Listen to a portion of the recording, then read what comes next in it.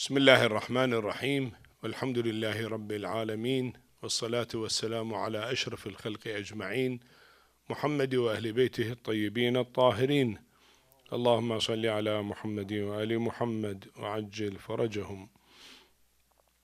We are still discussing Islamic economy, and we discussed on a personal level reasons which increase livelihood of someone, rizq, and we discussed before reasons which make an individual live in poverty, and those are on individual level, not on a government and a production or agriculture, effect of agriculture or taxes or other things, but on individual level. Because we are talking Islamic economy, and Islamic doctrine differs from the let us say material doctrine for economy. For them, you see, if you cultivate the land will give so much crops, and that will cost so much dollar, and you divide those dollars on the number of population, so each one will get this much, and that shows that he is rich or poor or what level or things like that. Well, those are okay. I mean, also, inshallah, we'll discuss it in Islam. It is important. But there are other things, since we are a believer in God. Almighty Allah subhanahu wa ta'ala has different ways, and in the traditions we are educated that what things which make us rich, what things make us poor, and what sins destroy economy of the state, of the country, of the government. And naturally that have its effect on the economy of the individual. So those are discussed. Actually, these are just a preliminary lectures till we discuss the Islamic economy as a science and comparing it with capitalism or socialism or communism and so on, you know. These points are overlooked, unfortunately. But they are very, very important, you know. As we see the subject of today, we say in Islamic society, for example, is mentioned as one of the great sins is adultery and fornication, or even, well, homosexuality is added nowadays to it as a reason for diseases. That is mentioned in so many traditions that it is a reason for poverty. On individual level, it is a reason for that. We discussed it in the last lecture. And well, in my life, I have seen many people who I know that they were wealthy, but they committed the sins due to, well, certain open environment. They were faced to it, and they lived all their life at the end of their life in poverty and in need. You know. However, that is mentioned in the traditions, and we believe in it. But now, if I come to technicality of it, you know, from the statistics and government level, we know that if there is open relation between male and female, the problem diseases will come, and those are called sexually transmitted diseases. The well-known one of them nowadays is HIV or AIDS disease.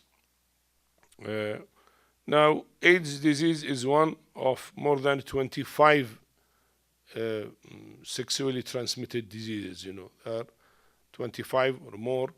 Some of them are viral, some of them are bacterial diseases. Now, the cost of treatment of AIDS in Canada, well, I have the figures here to read it. It said it is 4,031,500,000 or 1.3 million per person. You can imagine how costly it is.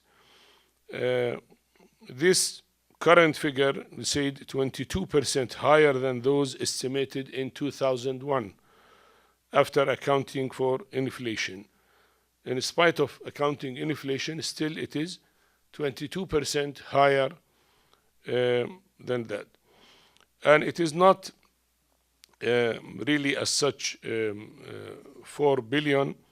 They gave the details of that. They said its effect is on 3 levels. They counted in statistics. One level, the cost of health care. When you go and get treatment in the hospitals, how much medicine is given and how many beds are used for those who are, let us say, dying at the end of their life and they have to be hospitalized, and so on, you know. So they say the healthcare 768 million, and that represents 19% percentage of the medicine only. The rest, you know, they say is labor productivity, which is more than $2 billion, and that account for 52%. They say when a young individual get the disease, okay, the government spend some money for its treatment, but when he dies, that is a big loss for economy of the country, because you lost a young man, and this man could live another 30 years, 40 years, and he is productive in his life. So loss of productivity naturally will affect economy of the country. And here, say 52% of that money which was spent, more than 4 billions in Canada, is for labor productivity. And then 1,180 million for quality of life, which represent 29%. The money, they said the quality of life they live is much lower than they are supposed to live. So much lower means one of the reasons is their risk is low, their livelihood is low, they are living in a poor situation. Besides, their cost for the society is high, that this much money has to be wasted only because of 1 cent out of 25 cents of that, you know. So this is in Canada, the statistics. When we come to United States, naturally the results are much higher because United States has about 10 times more population, almost 10 times, 9 times more population than Canada. You see the cost of HIV infection in 2002 estimated $36.4 billion. $36.4 billion. Can you imagine how much that is a burden for the economy of the country to treat one disease, the loss from one disease. That is only HIV, not all the 25 sexually transmitted diseases. So that 36.4 billion subdivided into 6.7 billion in direct medical cost, which is the minimum is direct medical cost, but majority of its effect, 29.7 billion, in productivity losses, you know, because you say the government will lose that manpower which were supposed to live and be productive, let us say 20 years more time they use. Well, let's say direct medical costs per case were highest for whites, $180,900, and lowest for blacks, $160,400 for blacks. You know, productivity loss also they counted, you know, which were for the whites 661,000. I mean, per individual who dies, 661,000, and it was higher for Hispanics, $838,000. You know, so that is the big losses for the government because of this disease. Now, When it comes to the statistics, which said 36.4, that is in 2006, but then naturally every year the number increases more and more. In 2009, the life treatment cost per person is $367,134, about $370,000 the treatment of each individual who has AIDS disease. Now, that is a big loss naturally for economy, and taxpayers has to pay more taxes in order to cover those expenses. Well, the new diagnosis in 2009 was estimated $16.6 billion, treatment for the new diagnosis. Well, nowadays, the statistics, as I said, is more than $36 billion every year is spent only in United States. Now, when you say only in United States, in Africa, naturally is more. In other countries is like that. In Europe, in China, and since economy of the countries is linked together, because import-export will affect the countries. If other countries become poor, they cannot import goods, and so on, So when other countries get poor, naturally that poverty affects, let us say, rich countries like United States or Europe as well, Well, in Africa, the United Nations reports say that more than 2/3 of all people infected with HIV live in sub-Saharan Africa. So the South Africa, 2/3 of the people infected lives in those countries. They said about 22.4 million people are living with this disease. More than 20 million people living in Africa have already died because of AIDS disease. That's already died, Well, AIDS is they said, continues to be the biggest threat to Africa's development. Now we say African countries are poor, are needy, they need support, but one of the biggest source of loss of their economy, which destroy their economy, is these diseases, and these diseases are due to sins. Allah subhanahu wa ta'ala forbid the human being to practice those sins. Well, national statistics said nearly 100,000 people in Uganda die every year from AIDS. Estimated 1 million people are living with HIV, including 150,000 children. Uganda has over 2 million orphaned children. 1.2 million are due to AIDS disease. Now you can imagine the effect on the family. 1.2 million orphan because of AIDS disease. Their parents died.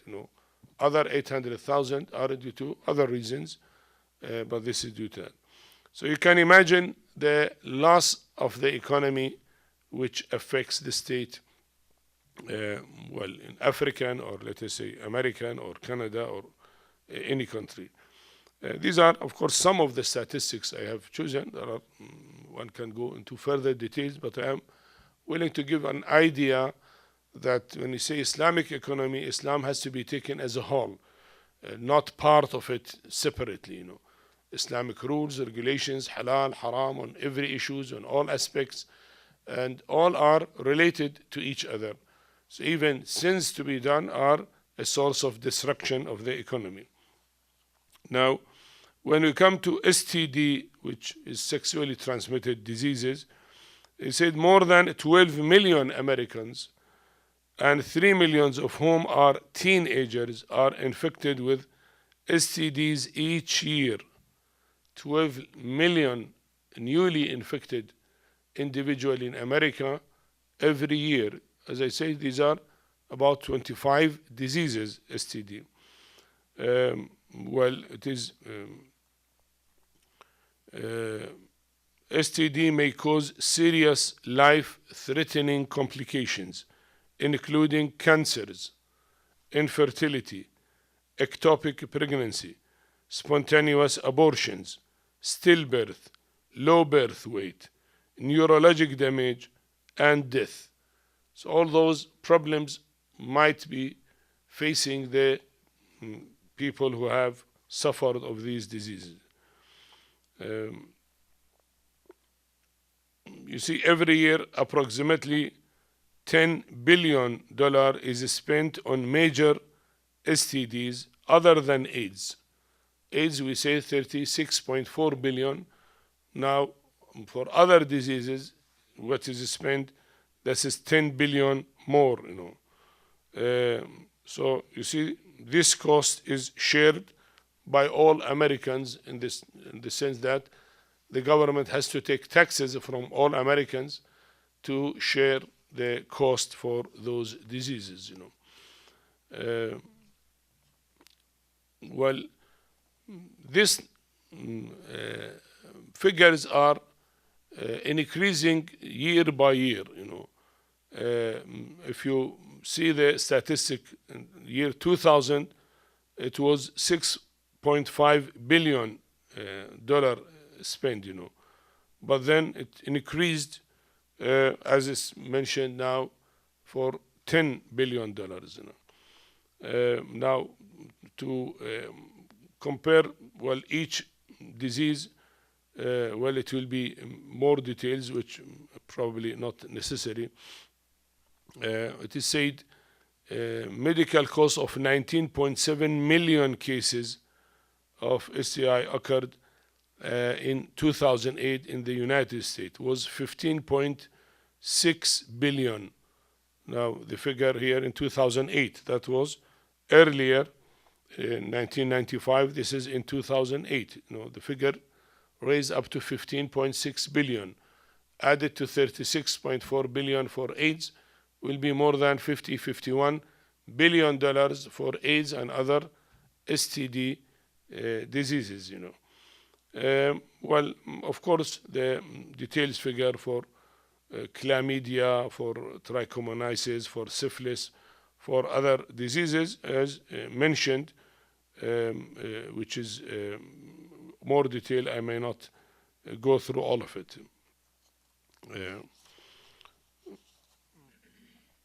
It is the abstract in England, that is a British medical journal, one of the best medical journals, or it is the best medical journal, called the British Medical Journal. I read what they say. They say sexually transmitted infection. They don't call it diseases like America STD. They call it STI, sexually transmitted infections, constitute a huge health and economic burden for developing countries. 75 to 85% of the estimated 340 million annual new cases of curable STIs occurs in these countries. So 340 million cases in developing countries is happening there, and and STIs account for 17% economic losses because of ill health. Now, the developing countries, if they practice Islam and ban, let us say, the adultery and other relations between men and women out of marriage relations, unlawful relations, 17% their economy will increase only by banning one sin, which was banned by Islam. Now we'll come to other sins, how much will cost, This is only one of them, which is said 17%. That is in abstract in British Medical Journal.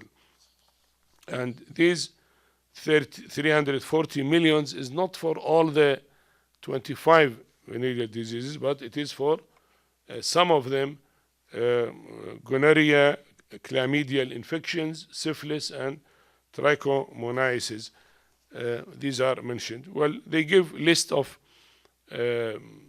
STD diseases in different countries. For example, North America 14 million, Western Europe 17 million, Eastern Europe 22 million, East Asia and Pacific 18 million, North Africa 10 million, Sub-Saharan Africa 69 million, South and Southeast Asia 151 million, Latin America 38 million, Australia and New Zealand 1 million.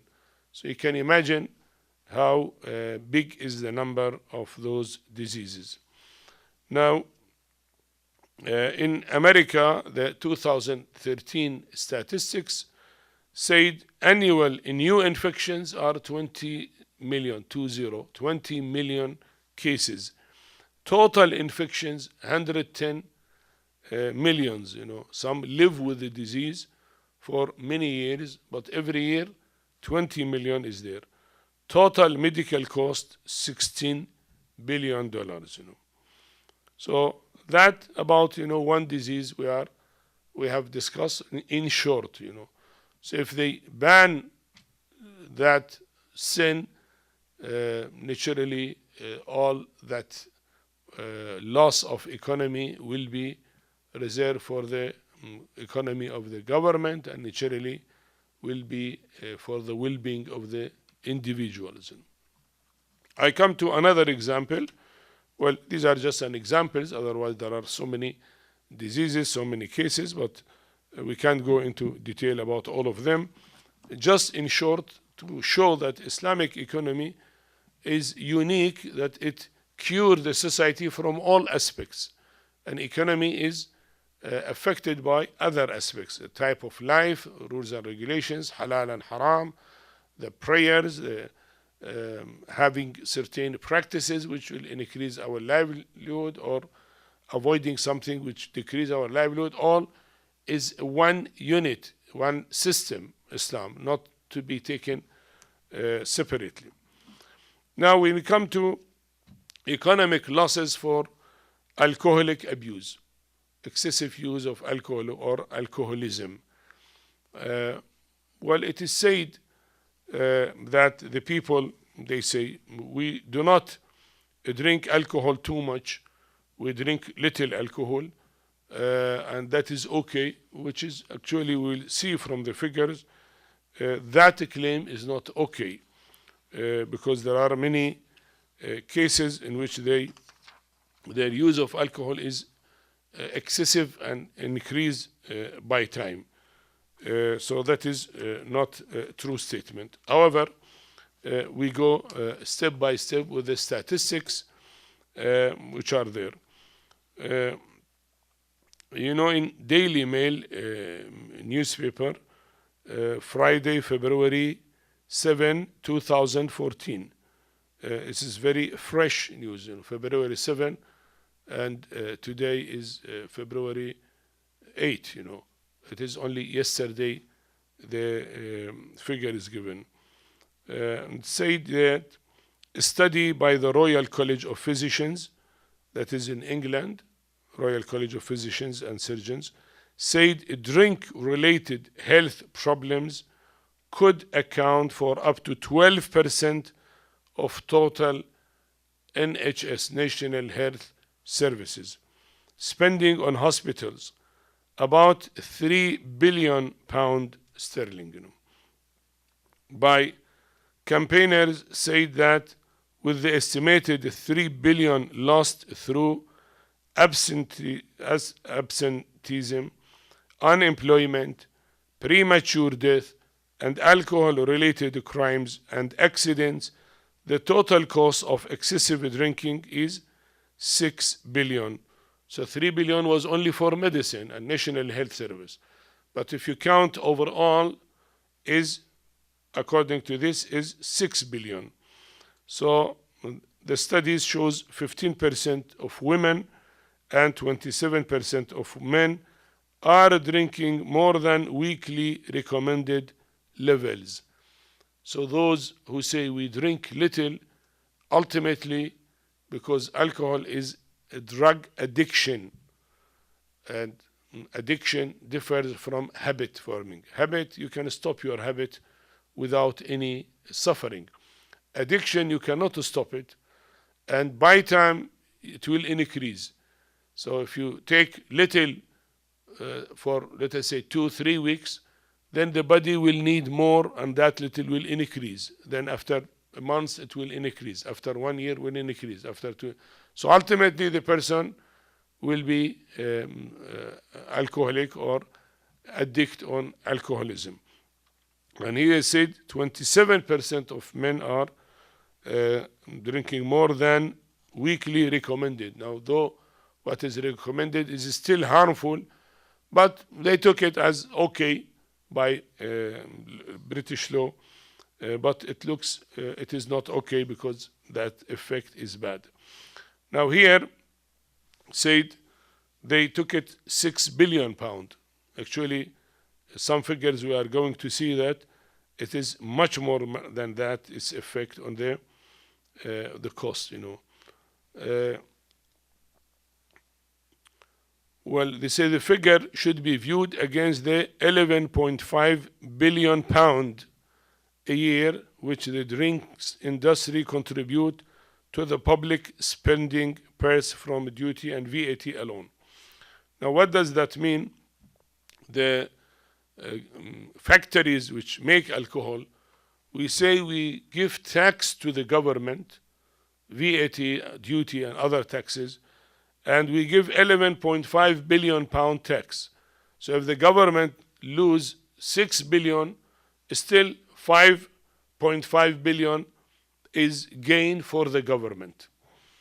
And that reason, actually, it is said, why the governments allow drinking alcohol, because they get huge tax from the factories and from alcohol. An economy of some of the countries, depend on the tax of alcoholism. So the factories, the industries, they say, well, 6 billion is still is okay because we give the government 11.5 billion as VAT and other taxes. Actually, this count is not right, because the taxes the government take from the people actually is loss for the money of the people. Naturally, that 11.5 was paid by whom? By the people. The government has to take tax in order to be able to pay to national health services or other services. So they have to increase the tax from the people. So ultimately it is loss from the budget of the people. So it's not a gain to the government, it's actually loss from the budget of the people. We should not lose £6 billion because of health expenses and other expenses. And the people do not need to pay 11.5 billion pound sterling every year as taxes. That taxes could be given back to the people, or the government reduce the tax.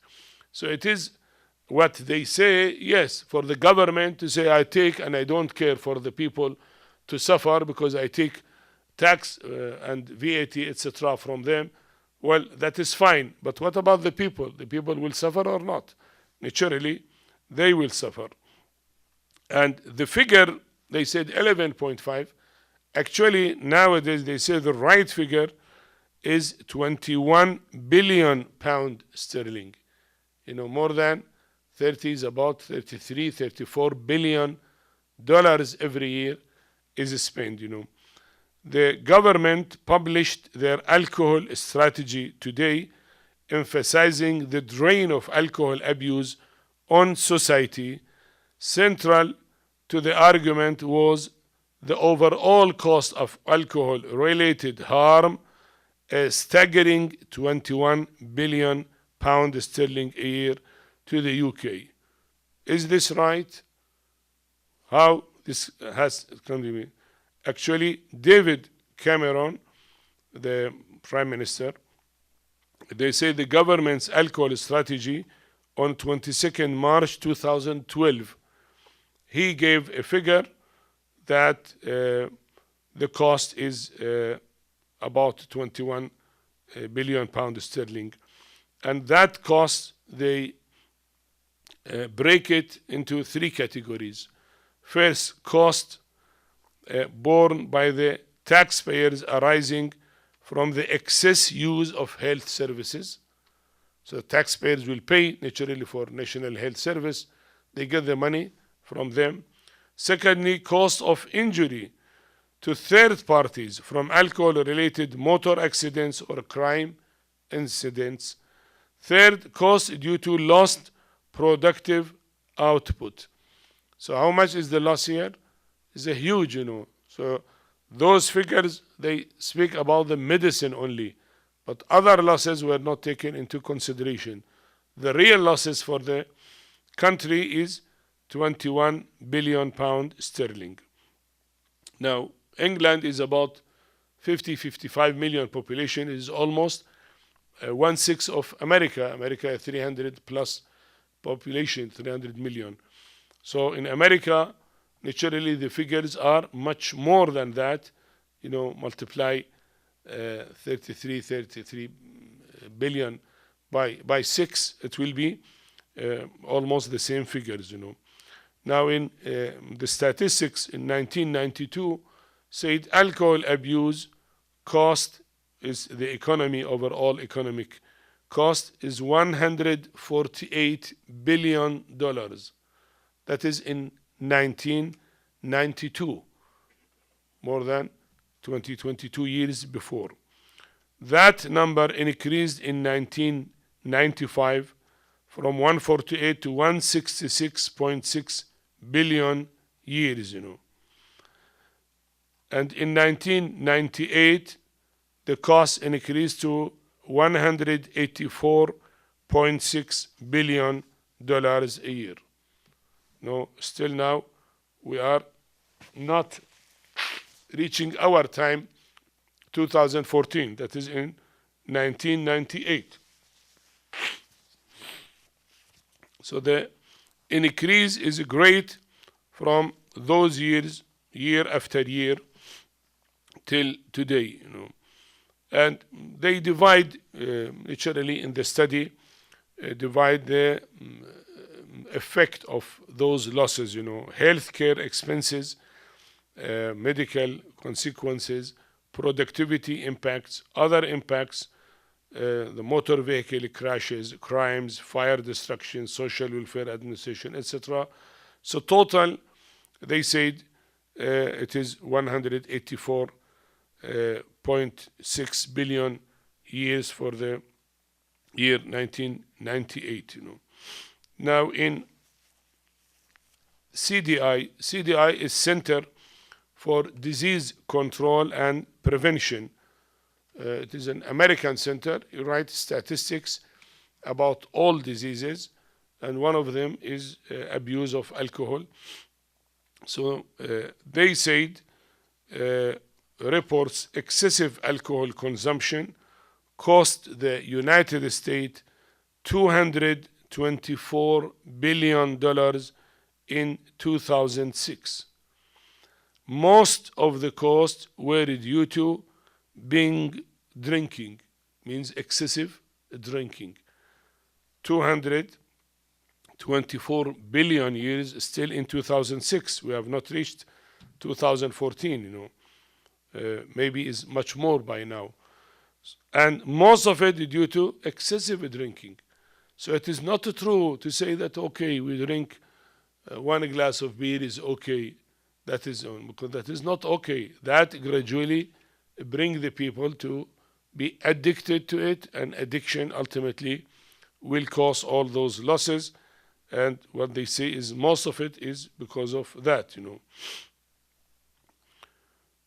So some of the cost naturally is taken by the federal government or local government, and then some of the losses by the family members.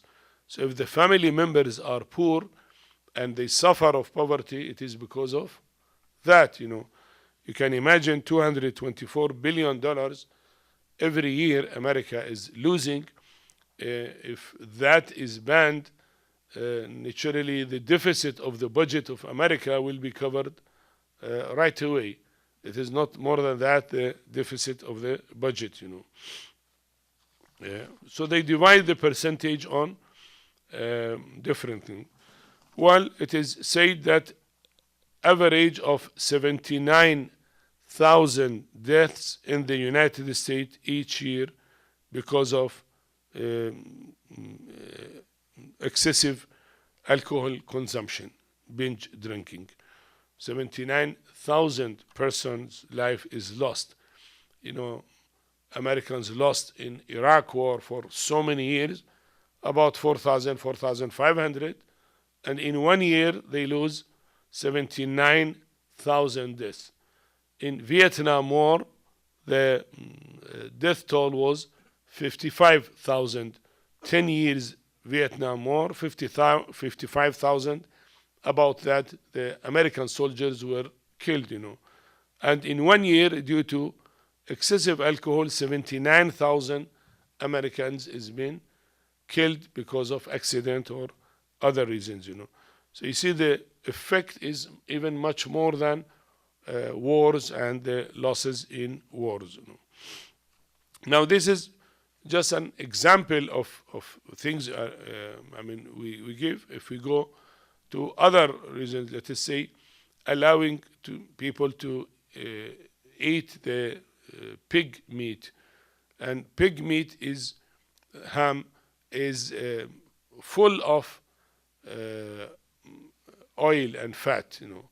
Its oil is saturated fat, and that is the worst type of fat is taken. And naturally, that type of fat will increase the cholesterol and triglycerides of the blood, and ultimately hypertension and heart diseases will increase. So it's said nearly 1 in 3 American adults has hypertension. Hypertension means high blood pressure. 1 out of 3, about 100 million American is suffering of that. Well, hypertension, the 2 main reasons, one is tension. Well, the life is so tough nowadays that the people all are living in tension. Well, in Islamic society, the people have اطمئنان ألا بذكر الله تطمئن القلوب. By remembering Allah, their hearts will be satisfied and will be assured. The Muslim trusts Allah subhanahu wa ta'ala, and his relation with people is not because of greed or other reasons, in a normal way. And he said, Allah will give me my rizq. So that tension is much less in the, let us say, ideal Muslim countries, Well, now most of the Muslim countries, they are living like Western countries, the system, the law, etc. So the people also suffer the same percentage, or probably. But I mean the ideal society, if we go to a Muslim society in a city, in a village, where the people are still living in that pure Islamic society, we do not see those problems. So you say the reasons for that, one of them is stress. The second one is high cholesterol. Excuse me. So one is high cholesterol. High cholesterol, one of the main reasons here is by eating ham, and that naturally will increase the fat and create atherosclerosis, and that will lead to hypertension. Hypertension leads to heart failure, and heart failure has many signs, Well,